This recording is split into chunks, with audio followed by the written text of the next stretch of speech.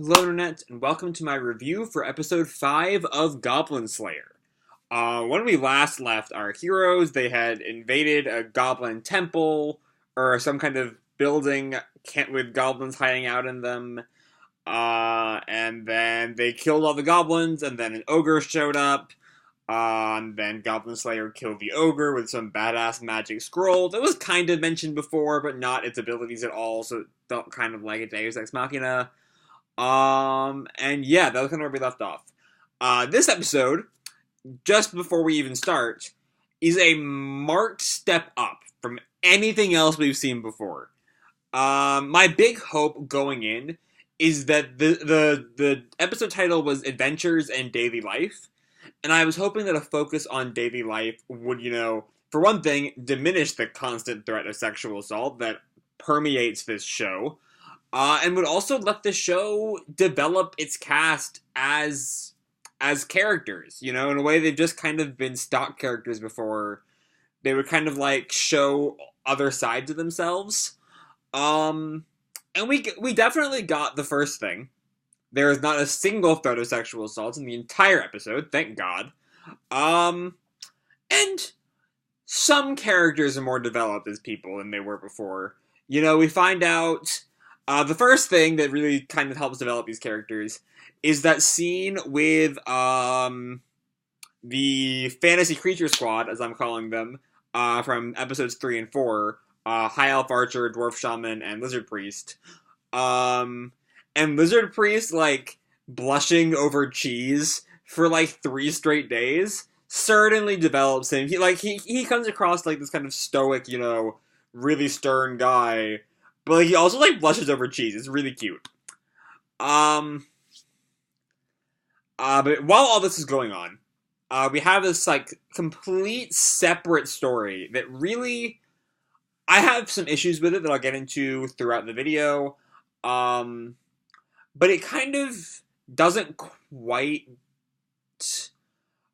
add to the story of Goblin Slayer. Just because they briefly asked Goblin Slayer a question about how to get a sword back, which is one of the funniest moments of the episode, and I'll get to that in a little bit. But they're still not really. So okay, I'll just cover their entire story right now because it's very, again, tangentially related to the stuff with Goblin Slayer, so I can do it all in one bit. So at first I was really confused by why we spent so much time with them.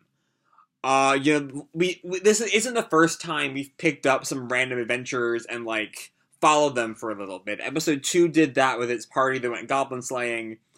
And there, the point was, I feel, to show that not everything turns out as bad as Priestess's first time fighting goblins. And because of that, we didn't really need to spend time with them to really get the point across.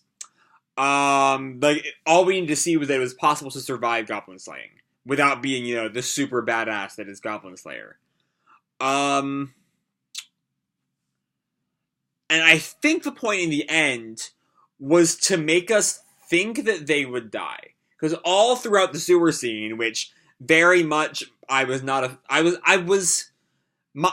fact that I have a huge fear of bugs, it made me not a fan of that, but it was still a fairly well done scene. So what I kind of noticed is I feel like the whole point of both that episode 2 scene and these guys here is to use it's a kind of emotional manipulation. Goblin Slayer is always, whenever you watch Goblin Slayer, at least whenever I watch Goblin Slayer, that first episode is always in the back of my mind. The attack in the cave, the gruesome sexual assault, and the rape, and the murder. It was a lot. And whenever I see new the kind of newbie adventures that we get in this episode go on an adventure, with rats and bugs, I don't expect sexual assault. But, I still expect them to get, murdered. And, there are these two really nice kids who just really want their sword back. And I was I recognize that the show was manipulating me to, expect them to die. And so it's kind of subverting expectations like that. But god damn it, it's so much better than just killing them off. this episode is like a step above because it lets these nice kids live. There needs to be good in the world. I'm a very big, in my, like, personal life, I'm a big proponent of the fact that, like, there is good, that good is, like, greater than evil, and the big fear in, like, dark fantasy for me is that it kind of, like, ignores that fear. I feel like something like, this is a bit more of an urban fantasy than a dark fantasy like this, but, like, in Tokyo Ghoul, the point is always that there is hope. It is always possible to overcome these divisions, and that's what makes Ghoul so good.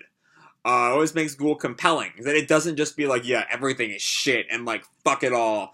You know, Kaneki goes through several fuck it all moments, but the narrative never really agrees with him. And so, that's my Ghoul tangent for the night. But, like, episodes like this lean into that not agreeing with the world's is shit narrative. And I think that really bumps the episode up. So yeah, even if it is emotionally manipulative, it works. It's better than the alternative. So anyway, on to the rest of the episode. I'm gonna touch on a few of, like, the gags that episode gave us while I review them. Including, of course, because the target audience is 14-year-old boys, when Witch gives the duo the candle, she has to, like, draw them out of her boobs. Like, of course she does. What else? Where else would she draw a candle? Her pocket? That's outrageous. But yeah, anyway, meanwhile, Goblin Slayer is, like, wandering around town, and, like, as he runs into Priestess, he's like, God, I'm just running into everyone today. And I think that's the most emotion we've gotten from Goblin Slayer the entire series. And honestly, it's really funny. That's honestly something that's really good about this episode. Not just what I mentioned about the duo and that they, like, don't die grisly. The episode's funny. It's a really funny episode. You know, there's two, like, back-to-back bits. Like, Guild Girl sends the duo to Goblin Slayer, to, like, get some advice from him. And they, like, try to, like, ask him things, and he keeps assuming they're fighting goblins, because, like, what else would anyone fight? Goblin Slayer fights goblins. No one else fights anything besides goblins. And, like, he's like, then steal a weapon from the goblins. I don't think the rats we're fighting have weapons. Well, fuck. I didn't think this would happen. People fight things that aren't goblins? What is this? It's a really funny bit. But it's much funnier than I make it out to be.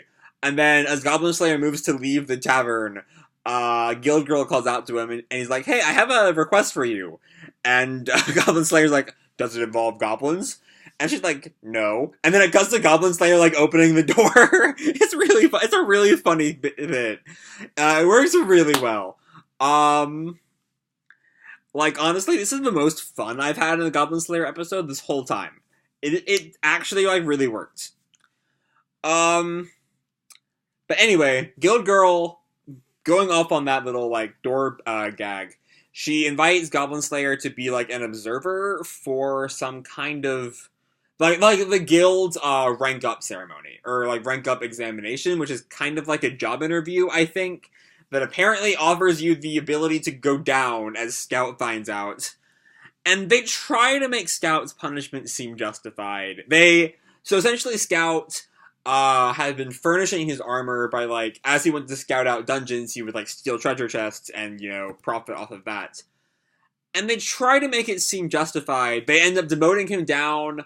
I don't know what rank he was already, but they bump him all the way back down to Porcelain, which is the lowest rank, if you'll recall. And they say that he is banned from going on quests in the city. And maybe the bump down to Porcelain was justified. Y'all can debate that. I don't think it really is. It's a finder's Scouts go through shit, okay? Scouts are the ones, if there's an ambush, the scout dies. They deserve the extra cash. Nothing was justified. You should have gotten a fucking raise. Scouts deserve fucking raises, you bastards. And even if the porcelain drop was justified, they kicked him out of the city. He was risking his life. Sure, he'll rake in some extra profit. He deserves it. He deserves it. He doesn't deserve to be kicked out of the city. What the fuck? Also, So the scout is a species known as a Rhea, which I've looked it up. It does not exist anywhere outside of Goblin Slayer. But Guild Girl has a comment. It's because of people like you referring to Scout like being like pilfering things from dungeons that people don't trust Reyes. And is like, I don't want to be the one to cry racism in a fantasy series about a species that does not even exist in real life, but like, it's kind of racist. Not like in an applicable in a real world kind of thing, but like that concept of like, oh, you fit this stereotype, and so you're bringing down the rest of your race. It's yeah, it's not very cool. Um, but anyway, after the examination is done, um, Goblin Slayer leaves like immediately to go like fight some goblins because he's Goblin Slayer and that's all he knows how to do. Um, and Guild Girl and the other girl who was in the room have a little chat. And the other girl deduces that Guild Girl has a crush on Goblin Slayer. Which we all kind of figured, you know, it wasn't exactly a hidden thing. But what do people see in him? He barely has a person. We've seen him express one emotion, and it's exasperation when he sees Priestess today. I mean, sure, he probably felt some emotions. Of course he felt some emotions when his village was destroyed. But, like, we don't really get to see him feel that. And this is kind of a recurring thing, because all of these girls have crushes on Goblin Slayer. Guild Girl does, High Elf Archer definitely does, Cowgirl more than likely does, hell, fucking Priestess might. It's not quite as apparent as the other three, but Priestess might, and like, I feel like it's just supposed to be, you know, he's this kind of blank slate, you know, like project yourself onto the protagonist kind of character, I feel. And it's just a way for, you know, the men watching at home to feel like all these girls are in love with him. And I don't know, that's just a thing that I can gripe about all I want. Because it's my channel, I do whatever the fuck I want on here. And yeah.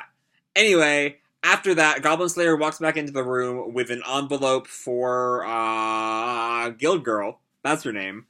And Sword Maiden, who's this famous lady who fought the Demon Lord at the temple that the other girl, worships at, the Temple of Law, I think.